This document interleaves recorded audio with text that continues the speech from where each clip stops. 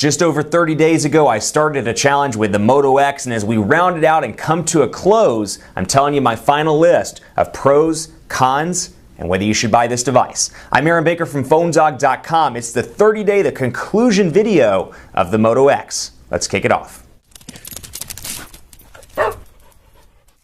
The 30-day challenge with the Moto X has come to a close, and I'm here to round out my final list of pros and cons on this device and tell you who this device is for and who it's not for, because like anything else, there are pros and cons, and some people are going to love this device and some people aren't. That said, let's take a look and see what those are. Con-wise, we'll start right out. The camera is probably the biggest weakness on this device. It's the one issue I've had consistently with the 30 days. 10 megapixels, you'd think pretty decent, and overall, image quality is pretty decent on this device. It's not terrible by any means, but when you compare it to other devices that are at the same price point, $199 with a 2-year agreement, such as the HTC One and the Galaxy S4, picture quality is notably better, and also there are additional options within the software. So yes, chalk up some of those things on the One or the Galaxy S4 perhaps to gimmicks. Maybe you don't use them and think they're gimmicks, but I find some of those photo editing options to be quite useful on the Galaxy S4 and on the HTC One. I think Zoe's fantastic, and I think the highlight reel is fantastic, and then within the Galaxy S4, I use the dual shot on a pretty regular basis when I'm working with the Galaxy S4, and then again, in terms of editing options, I use some of the stuff like getting rid of things in the background pretty regularly. So that's something to keep in mind if you're a camera buff. So if you're a camera person, this might not be the device for you. The pros to this device, and if you are one of these people, you're going to like the Moto X a lot. Near stock Android. This is running a pretty close version to Android 4.2, the stock build of Jelly Bean, and you can see apps and widgets in the same place. On-screen buttons here, as you can see, very similar, and for people that like a device that fits pretty easily in the hand, even though it has a 4.7-inch display, it's curved nicely. This thing is probably the best phone on the market right now for conference calls. I'm on calls, I feel like, all day long, and so when I use my cell phone, when I'm out of the office and don't use my desk phone, this thing is incredibly comfortable to hold up to the ear for a prolonged period of time.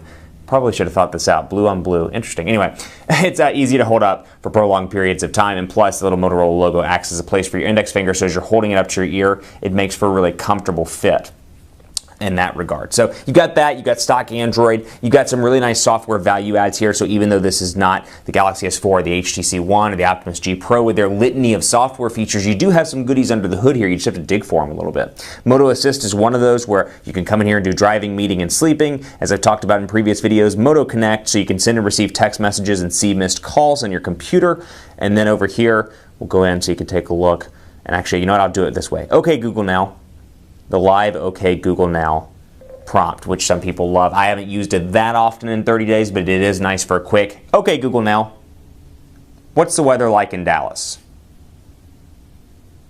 I feel like that's what I use it for the most as a part of this 30-day challenge. Really outside of that, I don't schedule alarms or anything with it. I like to do that stuff manually. But right now, 96 degrees, actually a pretty cool day in Dallas right now. Our cool temperature right now, we've been in the hundreds for most of the week. So a nice pro there, and that comes with the Droid Ultra as well. So if you work with any of Motorola's recent devices, the Droid Ultra, the Droid Max, the Droid Mini, or the Moto X, you'll get that ability as well. The question is, a lot of people are going to look at this, particularly nerds. This is less of a consumer issue, but nerd tech enthusiasts and the like are going to look at this and say, this phone is $200 on a new 2-year agreement, or a renewal of a 2-year agreement. It's got a dual-core processor, even though it's powered by the Motorola's X8 architecture. They read dual-core, they think, hey, 2 is less than 4, it's got to be bad. This thing is incredibly fast in day-to-day tasks, and just because it's got a dual-core processor as opposed to a quad-core or a standard quad-core processor, it really is a fast device all around, proving that specs, much like in the computer race several years ago, specs don't matter nearly as much as they used to in the overall cell phone game.